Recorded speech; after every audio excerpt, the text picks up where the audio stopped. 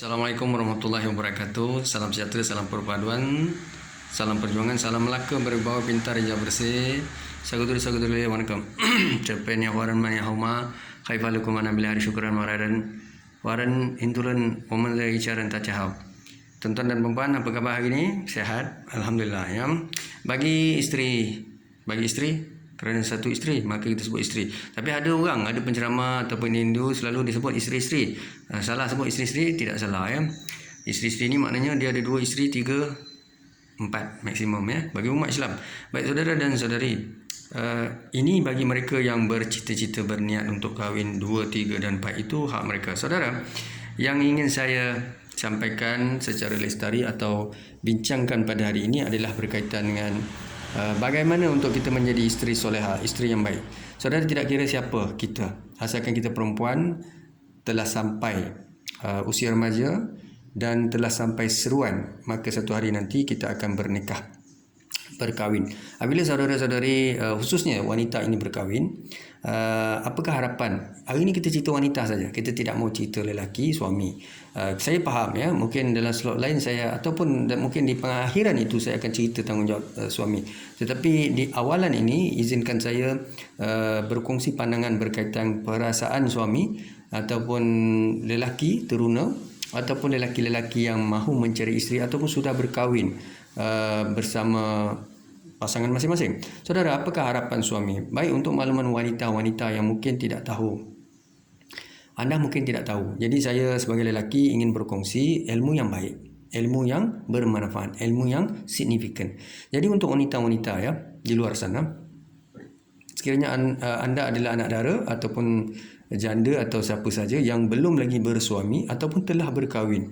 Jadi pandangan saya, pada kebiasaannya suami dia akan menyayangi isteri yang menyayanginya balik. Dia begini, kalau kita memberi, orang kita merasa dan kita perlu memberi balik ya, pulang kembali. Jadi begitulah keadaannya. Kita mestilah, kalau kita mahu suami kita baik, kita mesti baik. Kalau kita mahu suami kita solat, kita mesti solat. Kalau kita mahu suami kita rendah diri, kita mesti rendah diri. Kalau kita mahu suami kita rajin, kita mesti rajin. Kalau kita mahu suami kita lemah lembut, kita mesti lemah lembut. Kalau kita mahu suami kita bijak, kita pun mesti bijak. Jadi beginilah, apa yang kita mahu itulah yang kita dapat. Jadi tuan-tuan dan puan, kita mesti buat dulu. Jadi bila kita jadi contoh baik, maka kita dapat menjadi frame. Tapi pada kebiasaannya orang perempuan ini dia akan sebut lelaki adalah pemimpin, lelaki adalah guidance ya.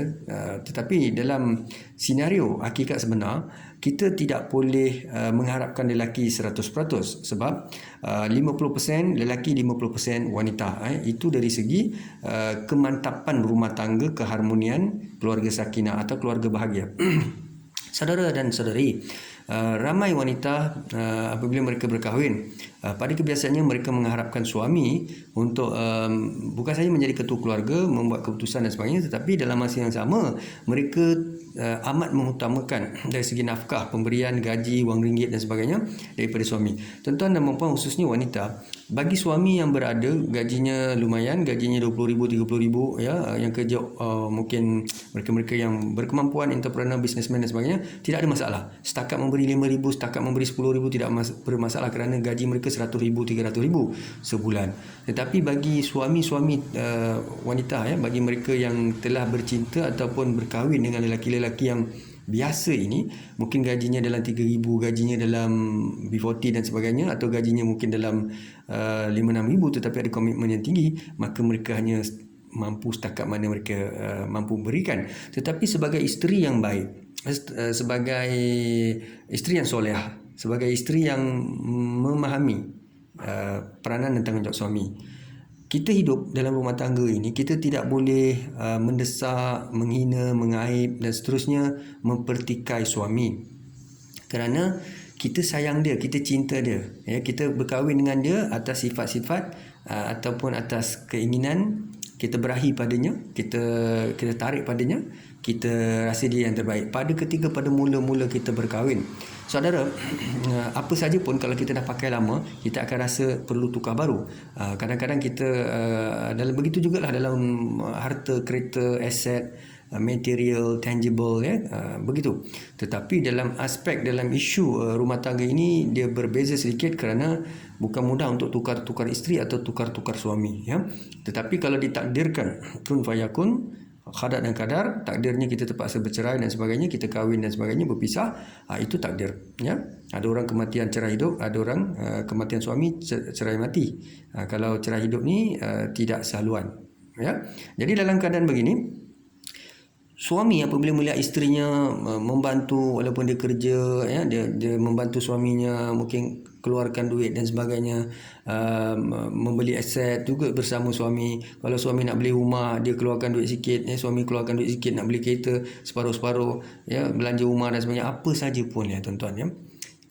Setakat mana dia mampu. Jadi itu akan menyebabkan kasih sayang itu cukup tinggi. Dan satu lagi perkara yang perlu kita fahami adalah suami isteri yang melahirkan anak. Yang lahirkan anak isteri saja, bukan suami. Jadi isteri yang melahirkan anak ini akan menyebabkan rumah tangga itu lebih kuat, lebih mantap, kerana bila ada anak, secara kebetulan kebergantungan isteri pada suami tinggi, suami pada isteri pun tinggi, kerana asetnya tadi anak. Ya, tapi kalau tak ada anak, takdir, ya tuan-tuan, jangan kecewa, ya, jangan kecewa, jangan salah faham. Ini kerja Tuhan. Tak ada apa yang kekal, tuan-tuan, ya. Yang kekal amal, anak yang soleh dan harta, ya, atau sedekah. Jadi jangan risaulah, semuanya akan meninggal, ya. Jadi anak, isteri semua meninggal, suami, harta, anak semua akan hilang, ya. Sebab yang kita meninggal besok, kita bawa amal kita, anak yang soleh kita tinggalkan, yang sembahyang, yang buat perkara baik, tak buat maksiat zina semua. Dan juga sedekah amal jariah yang kita tinggalkan. Itulah yang akan menjadi saham kita.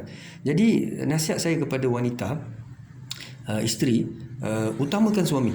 Utamakan suami, ya. Jadi dengan suami dengan anak, yang paling utama adalah suami, ya. Suami dengan abah atau kawan atau adik-beradik, yang utama adalah suami, ya. Jadi kasih sayang kita pada suami perlu tinggi, ya. Jadi bila kita sayang suami, ya, suami sayang kita, insya-Allah, ya. Tapi kita juga perlu faham sebagai isteri, ya. Ini hari ni cerita pasal isteri saja.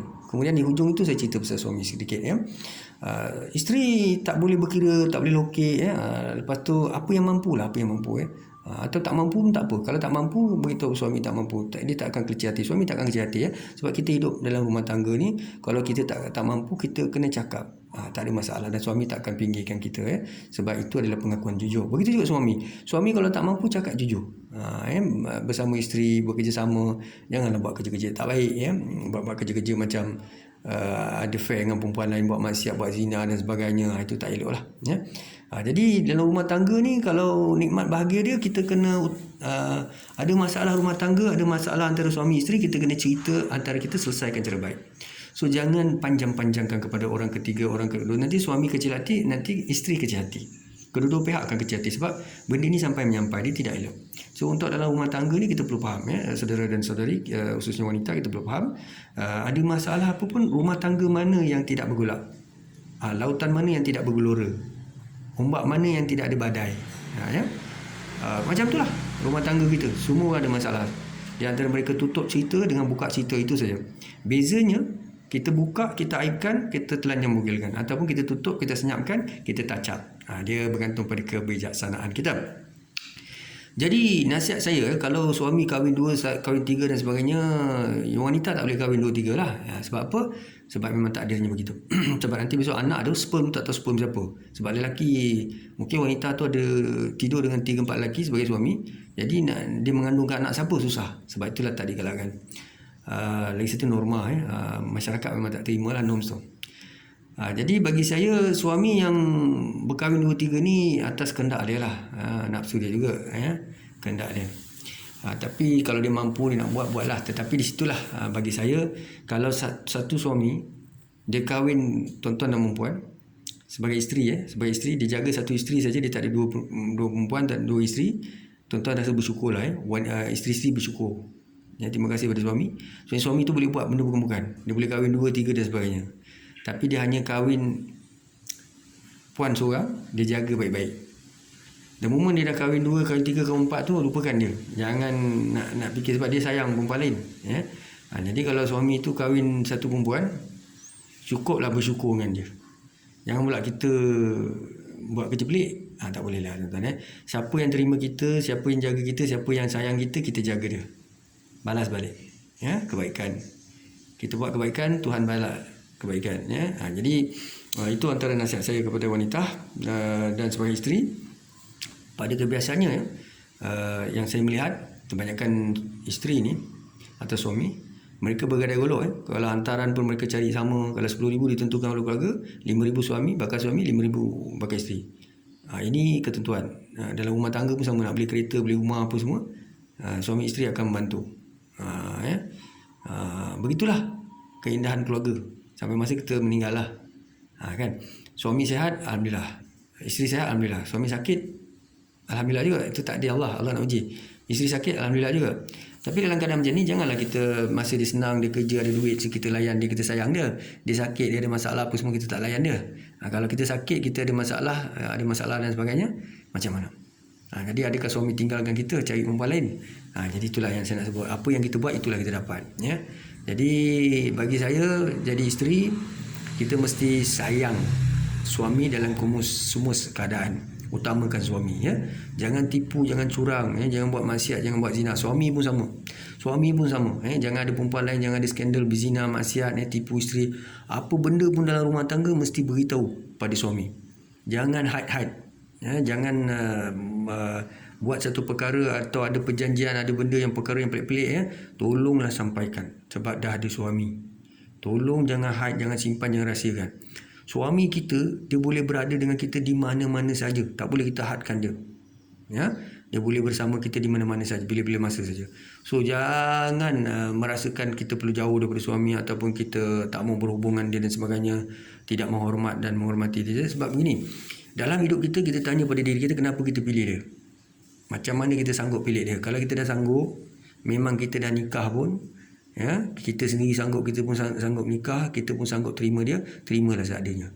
Kalau tak boleh, maka kena ingat apa yang kita nak dalam hidup. Kalau kita rasa kita nak satu suami yang kita suka sangat, kita berahi sangat, kita cinta sangat, kenapa pula kahwin dengan si A, si B, si C? Jadi masalah begitu. Kalau tak nak, buat cara tak nak. Terus terang. Kalau nak, buat cara sayang.